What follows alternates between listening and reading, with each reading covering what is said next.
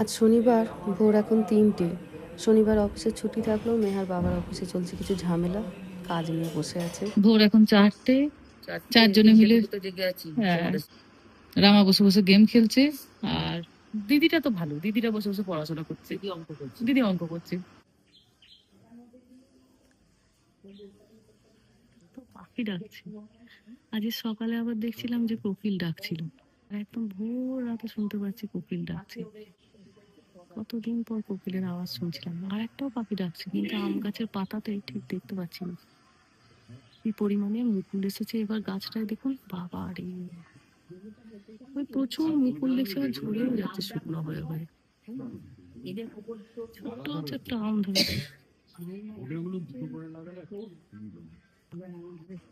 মা সকালবেলার দিকে এই সমস্ত ফুল টুল গুলো পারতো, পুজো করে ফেলতে একদম সকাল সকাল। কত বড় একটা কলার কাঁদি হয়েছে, অনেকগুলো কলা গাছ আছে। বাড়িটা একদম ছবির মতো সুন্দর।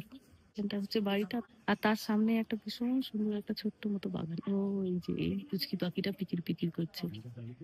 এটা আমি এনে বিড়াল বসে আছে। এটা বাড়ির পোষা বিড়াল ঠিক নয়, তবে আসে খাওয়া দাওয়া করে। কালি বসে আছে ওর বাচ্চা নিয়ে। একটু তুলে রাখি, আবার কবে আসবো না আসবো। শ্বশুর নেই, শাশুড়ি নেই, আর শ্বশুর বাড়ির কি বার রইল। এই যে মায়ের ছবিগুলো নিয়ে এসেছে গিয়ে। ও এই ছবিটাও একটা বাঁধিয়েছো? এটা হচ্ছে কি আমাদের বিয়ের পরে প্রথম মাকে নিয়ে আমাদের তোলা হয়েছিল, অষ্টমঙ্গলা যাওয়ার আগে। বাহ বাহ, আপনাকেও একবার দেখিয়ে দিই সবাইকে পরিষ্কার করে। মানুষটাকে আপনারা অনেকবার ব্লগে দেখেছেন হাঁটতে, চলতে, ঘুরতে, হাসতে। আসছে ছবি হয়ে গেল। আচ্ছা, 3টে ছবি বানানো হয়েছে 3 ছেলের জন্য। 3টে ছবি, একটা বড়দার বাড়ির, একটা মেজদার বাড়ির, আর একটা আমরা সঙ্গে করে নিয়ে যাবো। আর এই ফটোটা হচ্ছে গিয়ে অরিজিনাল ফটো, আজ থেকে ধরুন 19-20 বছর আগে। 79 ইয়ার্স হয়েছিল। এই ছবিটা কোথা থেকে পেলে গো? এটা তো আগে কখনো দেখিনি। আমি দেখলাম এখানে ছিল ছোট পাসপোর্ট। আচ্ছা আচ্ছা, সেটাকে বড় করিয়ে নেওয়া হয়েছে। আচ্ছা আচ্ছা। আজ শনিবার, সকাল এখন 11টা। আজকে আমরা আমাদের হালি শহরে যে গঙ্গার ঘাট আছে সেখানে এসেছি। আপনারা তো জানেনই যে আমরা এখানে এসেছি, আমার শাশুড়ি মা হঠাৎ করে মারা যান, ওনার জন্য। তো দেখতে দেখতে দেখুন 10টা দিন কেটে গেল, আজকে ওনার ঘাট কাজ। তো তার জন্য এখানে আসা। এই গঙ্গার তীরটাতে যখনই আমরা আসি কি খুশি মনে আসি। বিয়ের পর থেকে আজ প্রায় বছর করেই এখানে আসছি, কিন্তু এত মন খারাপ নেই গঙ্গার এই তীরটা কখন। আপনাদেরকেও বহুবার নিয়ে এসেছি এই গঙ্গার ঘাটটা। এখানে এসে নতুন যে খুব সুন্দর মন্দিরগুলো আছে সেখানে, কিন্তু আজকের মতো এত মন খারাপ নেই এই গঙ্গার তীরে কখনো আসেনি। ওখানে বসেছে 3 ভাই কাজ করছে। চলুন দিনটাকে কাটাই। দেখতে দেখতে মানুষটা চলে গেল, 10টা দিন হয়ে গেল, আর 2-3টে দিন, তারপরে তার সমস্ত কাজকর্ম শেষ। গঙ্গায় এখন জোয়ার, বহু বহু করে জিনিসপত্র বইছে এখন। কতদিন পর নৌকা দেখছি এমন, গঙ্গা দিয়ে নৌকা হয়ে যাচ্ছে। জোয়ারের সময় তো সব কিছু বয়ে বয়ে যাচ্ছে। মেহা এখানে দাঁড়িয়ে দাঁড়িয়ে গঙ্গা দেখছে। এইটাই সেই নদীটা, মা, গঙ্গা নদী। হ্যাঁ রে সৌম, আজকে আমরা কেন এখানে এসেছি বলতো? আজকে আমরা এসেছি, ঠাকুমা মারা গেছে। কেউ মারা গেলে আসে ঘাটে ঘাট কাজ করতে। ঘাট কাজ করতে, কিন্তু এই ঘাট কাজটা করে কেন জানিস? না সেটাই মেহাও তো জানিস না? কিছুটা জানি, আত্মার শান্তি। হ্যাঁ, একদম একদম ঠিক কথা। বলে মানুষ যখন মারা যায়, মারা যাবার পরেও তার যে আত্মাটা যেটা থাকে, প্রিয়জনদেরকে ছেড়ে সে যেতে পারে না। এত এত বছর সে সংসারে কাটিয়েছে, তো তার এই যে ছেলে, বউ, নাতি, নাতনি, শরীরটা না থাকলেও তার আত্মাটা ঘুরে বেড়ায়, তার সোলটা ঘুরে বেড়ায়। কিন্তু এতে সোলটা তো শান্তি পায় না, তার আত্মাটা শান্তি পায় না, কষ্ট পায়। কারণ আমাদেরকে সে ছুঁতে পারছে না, কথা বলতে পারছে না, ভীষণ কষ্ট পাচ্ছে, তার মুক্তির দরকার। তো এই ঘাট কাজের মাধ্যমে তাকে মুক্তি দেওয়া হয়। আজ এই কাজটা হয়ে যাবার পরে এই যে তোমার বাবা, কাকা, জ্যাঠা বসে এখানে এই যে মন্ত্র করে সমস্ত আমাদের আচার অনুষ্ঠানগুলো আছে সেইগুলো করবে, তখন তার আত্মা মুক্তি পাবে, পেয়ে একদম স্বর্গে চলে যাবে, হেভেনে চলে যাবে। তো ওই জন্য আজকে এটা করা, বুঝেছো? এটার ওই জন্য একটা ভীষণ বড় গুরুত্ব। এই যে আমাদের হিন্দু ধর্মে আমরা সব দাহকে, মানে বডিকে আমরা দাহ করি, কেন জানো? তার কারণ হচ্ছে এই যে আগুনকে আমরা খুব পবিত্র মানি, আমাদের কোনো জিনিসপত্র যখন শুদ্ধিকরণ দরকার হয়, বিভিন্ন রকম জিনিসপত্রের মধ্যে আগুনেরও দরকার পড়ে। তো শরীরকে যখন তুমি আগুন দিয়ে পোড়াবে, তখন আত্মাটা শরীর থেকে বেরায়, নাহলে সে বেরাতে পারে না। তাকে তো তোমাকে হেভেনে পাঠাতে হবে, স্বর্গে পাঠাতে হবে, তাই তো? নাহলে তো সে শান্তি পাবে না। আর প্রিয়জনের আত্মা কষ্ট আছে, সে কি তুমি দেখতে পারবে? সেটাও পারবো না। ওই জন্য আমাদের সব দেহকে পোড়াতে হয়। পোড়ানোর পরে আত্মাটা আবার অশরীরেই ঘোরাফেরা করে আমাদের কাছে। তাকে আমাদেরকে স্বর্গে পাঠানোর জন্য আমাদের এই ঘাট কাজের দরকার পড়ে। আজকে তোমার বাবা, জ্যাঠা, কাকা তিনজনে আবার চুল কাটবে, দাড়ি কাটবে। এগুলো আমাদের খুব প্রিয়জন হলে এগুলো কাটতে হয়। এইগুলো কাটারও একটা কারণ আছে, কেন জানো? এই যে ধরো এই এতদিন ধরে আমরা সবাই হব্বিসি খাচ্ছি, তাই তো? হব্বিসি খাওয়া মানে কি? কোনো রকম কোনো আড়ম্বর খাওয়া দাওয়া নয়, তাই তো? তো সেরকমই তোমার এই চুল কাটা, দাড়ি কাটা, এগুলোর মানে হচ্ছে তুমি তোমার সৌন্দর্যটাকে তোমার মা বাবা প্রিয়জনের জন্য বিসর্জন দিলে। দরকার নেই এই সময়। চুল আমরা কেন বাড়াই, কেন সুন্দর করে কাটি? কারণ ওটা হচ্ছে আমাদের সৌন্দর্যের প্রতি। সেটাকেও আজকে আমরা ত্যাগ দিলাম আমার প্রিয়জনের জন্য। সেই জন্য মানে কাইন্ড অফ এটাকে বলে উৎসর্গ করা। আমার অহংকারকে আমি বিসর্জন দিলাম।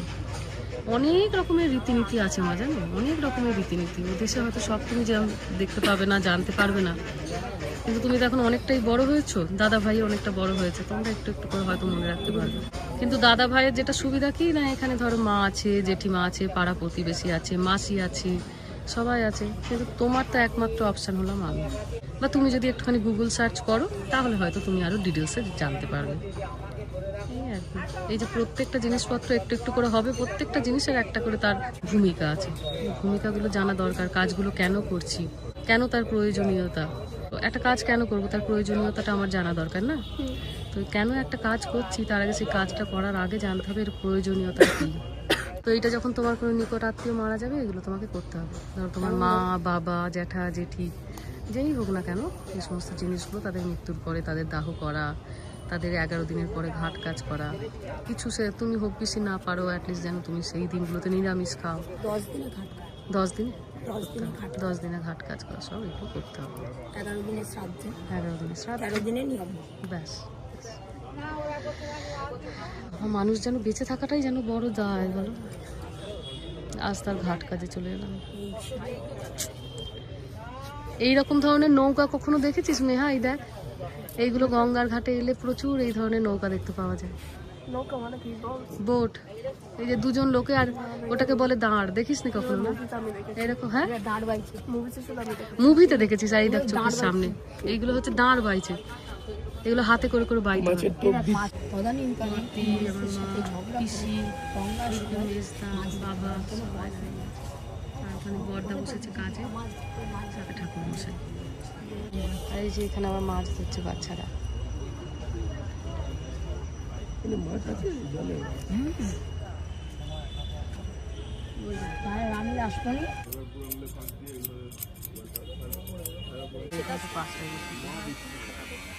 কিছু খেলো না, সেটা খাইনি, বলছে একটুখানি। ভাই বসে আছে কাজ করছে গঙ্গা।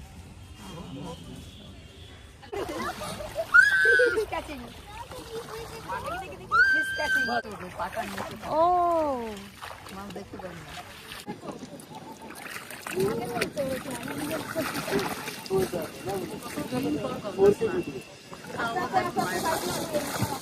তবে একটা জিনিস যেটা ভালো হলো, বলে সারা জীবনে একবার হলেও গঙ্গা স্নান করা।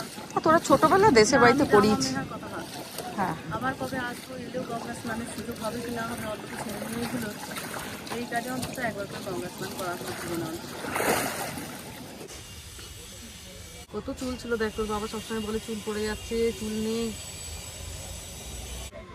কোনো দামি বিউটি পার্লার নয়, কেমন লাগছে বাবাকে? আঙ্কেল হয়ে গেছে। যতদিন এই মেলা মতো থাকবে ততদিন আপনার মনে হবে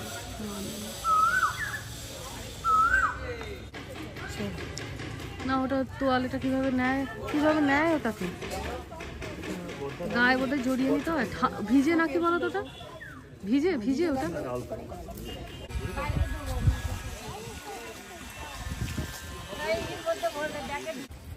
Why do you feel so scaly and sticky? হয়ে গেল আমাদের আজকে ঘাট কাজ সম্পন্ন। সবাই আমরা আজকে গঙ্গা স্নান করলাম, পুরো জামা কাপড় ছেড়ে নতুন বস্ত্র পরে হাতে গঙ্গা জল নিয়ে এবার বাড়ি ফিরছি। দিয়ে এবার এই গঙ্গা জল আর মাকে একটুখানি মিষ্টি সবাই দেবে। চলুন যাই। যে বাড়ির সবাই দাঁড়িয়ে আছে, অটো ধরা হবে।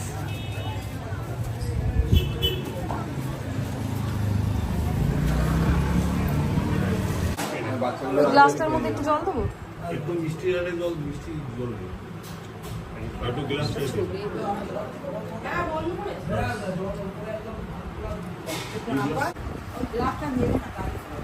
একটু গ্লাসটার মধ্যে ঢালো আর একটুখানি মিষ্টির প্লেটের মধ্যে দাও। ভরে দিও না, সবার জন্য জায়গা রেখো।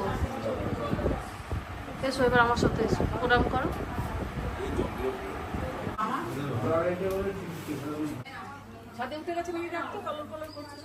হতে পারে।